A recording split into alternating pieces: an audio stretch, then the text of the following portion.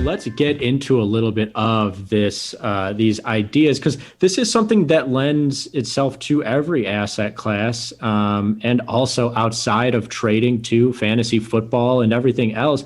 The idea of news presenting itself, Jamal, and we talked about this a little bit earlier in the week.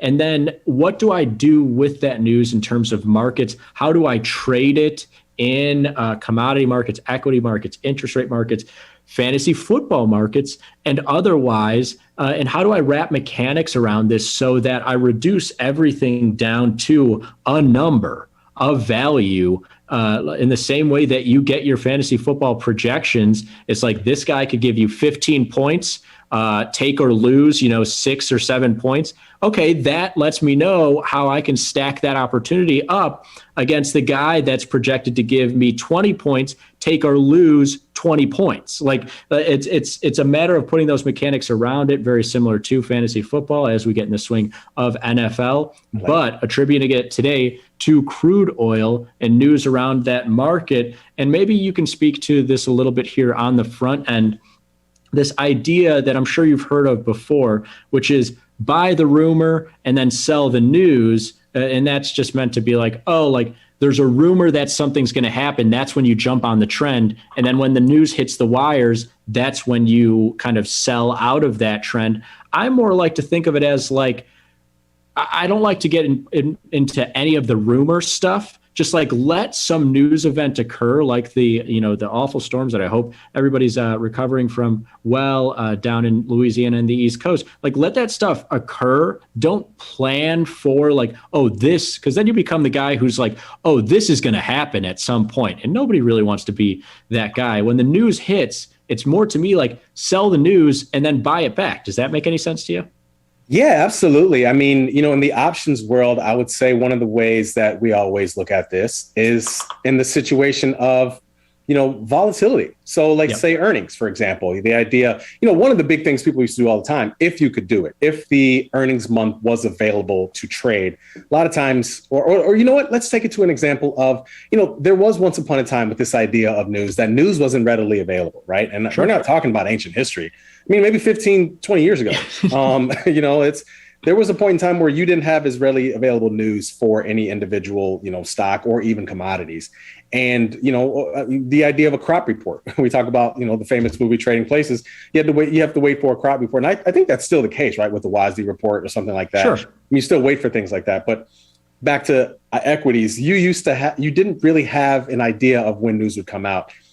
Even with earnings weren't necessarily always nailed down on a specific date. Sometimes they would cross expirations. And so sometimes that would create an opportunity for people to buy vol in a month that wasn't expected to have earnings, that people were thinking may have earnings. And all of a sudden, once that news came out, like, okay, earnings are not going to be in September. They're actually going to be, in October, and they cross expirations.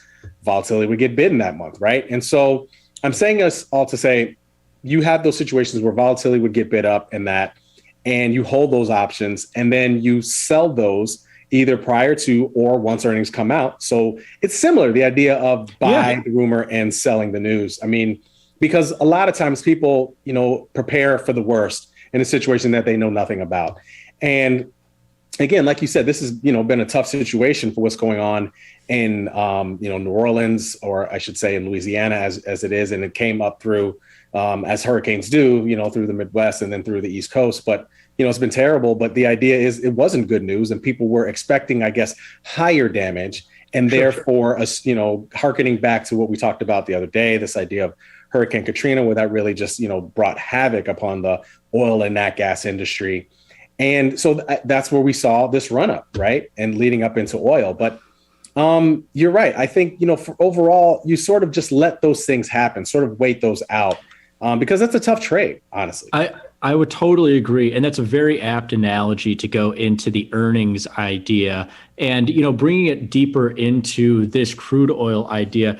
I totally agree with you. And people bring this up all the time. It's just like, why are you guys looking at news items like this and getting on the other side of it? Like, are you these contrarians just because like you like hate news, you hate the Wall Street Journal or like whatever? And it's like, no, not at all. But what we are is we're probabilistic modelers, and we look at this idea. And once again, not to be insensitive at all, but Hurricane Katrina, like a big storm that is like truly like devastating, causing energy prices to just go crazy in crude oil and natural gas and causing markets to really move. That occurs, man, once in a while, thankfully, although now it seems to be occurring more often. Not going to get into that necessarily, but that occurs rarely. And this idea of like selling the news is the idea of like, I'm going to bank on this news item not being as crazy as everybody's expecting it to be. And when you're on the front end of that, when you buy that news and you buy the rumor and you buy the news as well, and you try to get in on buying crude oil because this storm is going to be bad, to me, it's always like willing something to happen. You know, like sitting there and refreshing your feed and being like, where's this news item that's going to make my position go higher is never somewhere you want to be. I'd much rather be on the side of like 9 times out of 10, this, storm still awful, isn't going to be as awful as people think in terms of these energy prices and commodity prices. And so I'm going to get on the other side of it and be on the 9 times out of 10 by selling that news, as opposed to, and some people, this is just like how human nature is. Like a lot of people like to be on that 1 out of 10 scenario, which I don't play games with, which is like I say, like refreshing Twitter, being like, I can't wait for like something to really pop off here. Like it's going to happen one of these days. Like you've been in that scenario before, right? Oh, yeah. I was going to say, at the end of the day, what we're really talking about here is people a lot of times want to be first. People want to be first on the trade. And that's a lot of where this comes from. And, I'm not saying there's not value in that. It certainly works at times. Mm-hmm. It's a hard game to play, I think is what we're saying. Yes. It's a really hard game to play. And so, and the idea of deciphering news, I mean, honestly, that was something I think we both had to learn in our careers at some point. You have to decipher. You learn to decipher what news is important. And sometimes you don't know. Sometimes you wait it out. Coming from the equity, background, it gets a little bit better, because at the end of the day, if something is affecting the bottom line, if something is affecting the revenue, the idea of Apple coming out with, a new phone that, I don't know, who knows what. I mean, you can add on any value onto that, but whatever it does, say it just really increases their revenue by 20%. Like there's a factor there where you can add on. And that's really at the end of the day where this comes from, this idea of getting in front of some news that's materially going to affect, say, a stock, for example. I mean, better than me with commodities and with futures, but I think those reasons are a little esoteric. I mean, even, with crude oil, when you have OPEC situations, half the time nobody knows what the hell is about to happen with oil. Earlier this year, I think they were talking about supply cuts and what was going to happen. And we saw some, building up, I should say, rising up in the price in front of that. But it's hard to determine. Totally. And what else? So like OPEC is another one where it's similar to like the Federal Reserve and interest rates is to OPEC and crude oil. If you don't know now, hopefully that analogy kind of brings some light to this, where it's like this entity comes out and they say something that is going to end up being interpreted as bullish for crude oil or bearish for crude oil in the short term. Like they're going to come out on a Thursday afternoon, like we're in here, and say like, we're going to halt production of crude oil and prices will move higher. Now, like Jermal says, it's very, very hard to be the 1 or 2 guys who have that information prior to the news hitting the wires. But what's a better situation from my point of view is the guy who has no clue that that's going to happen, but he sells the crude oil to the 100th guy who came upon that news item. Like that's where I want to be, because more often than not, OPEC or some of the other news items that shift crude oil, other commodities, or stocks and stock index futures, or interest rates, or currencies, this is attributable everywhere, is something's going to happen. That market is going to move in the short term. And in my mind, you're better off selling that trend to people trying to get on the tail end of it and then waiting for the aftermath to kind of dribble out like we saw Thursday of last week. Now, let's get into a little bit of the mechanics on the idea of how you sell the news and then buy it back, because that buying it back is essential here. We want to make sure that short-term trades don't become long-term problems. Like, and you spoke to this earlier in the week very well, like you're long crude oil for the long term, but if you did want to get in on a news item that causes, a short-term spike in crude, you would get short for the short term, but you want to make sure that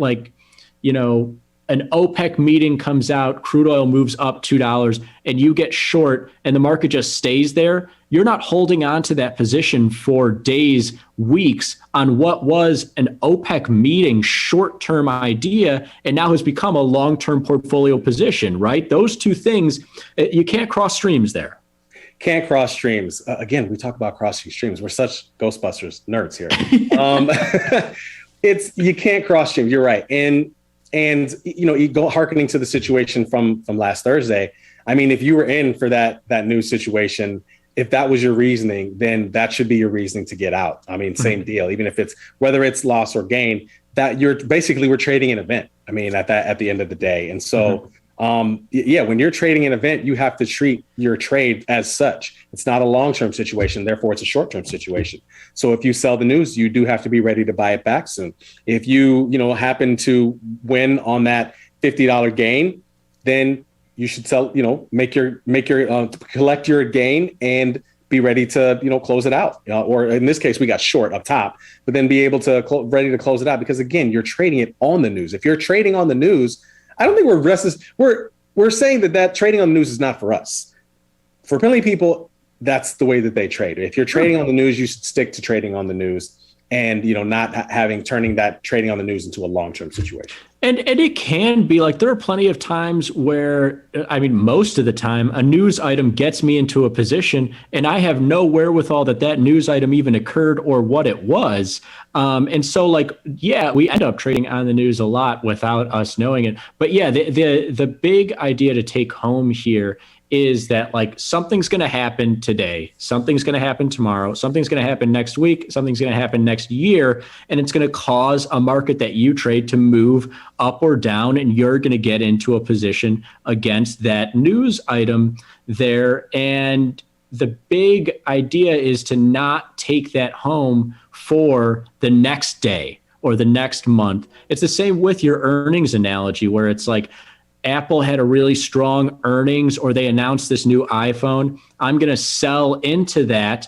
And now if I make my $50, I'll buy it back and then move on. Don't get greedy and be like, oh, this is really going to come back a lot. But also if I lose my $50, then I lose my $50 and move on. Because another bad thing is tomorrow, the news event is gone, but I'm still short Apple or I'm short crude oil or what have you. And now I'm like, oh, a news item is going to come up and save me. I'm going to wait for the next news item. No, I think you put it very well, Jermal, which is if you got in for something that's going on in, our collective culture, don't then, when that thing is over with, stick with that position waiting for the next thing to happen. That's not a mechanical way to do stuff such as trading the news. If you sell the news, you got to buy it back, man, and putting as many mechanics around it as possible are essential for that idea. I think that's a lot of great ground coverage here, man, for something that is, ever present every single day, the news cycle pushing markets around, but don't let those markets then push you around. Yeah, we live in a time of, just very accessible news on every scale that you can imagine. Yeah. So it's hard not to get caught up in that. Some people have mastered how to trade that. And that's great. Honestly, if there were any other situation, it just so happens we both agree on this topic. We could have easily debated on it. But the fact is that's how we trade. We're being straight up about the way that we look at things, the way we trade. I'm not really a news trader. I don't do that. I look at vol. I look at ways to capitalize on that. Sure. Because not to say I haven't tried to trade the news. It just doesn't work for me. So I don't do it. Absolutely, man. It's very different. And, it's not really the type of mechanics I like to trade upon. So therefore I don't do it. Great way to close here, man. A great week again here on The Leap. Yeah, do what works for you and make sure that you have mechanics around that, be it news, volatility, probabilities, what have you. Jermal, thanks as always for joining us here on the show. I hope you have another great weekend. I don't think you're going to be able to top last weekend between touchdowns, birthdays, art, and music. Man, you covered all the bases. Hopefully you get to cover a couple bases this week. Well, I will have a good weekend if the Wisconsin Bats win. Okay. I told I'm going here. I forgot to Michigan these next couple of baby. Man, you guys played a whole team league, so that maybe. Oh, I think we're losing a little bit of Jermal here, so we'll just take it out of here. Yeah, we will watch all of our college teams and football and everything else going into this weekend. Everybody, thanks so much for watching. Splash into Futures is coming up next. Stay tuned for a bunch of futures trades. We'll see what we can get cooking with Peter Momat. Thanks for watching, everybody.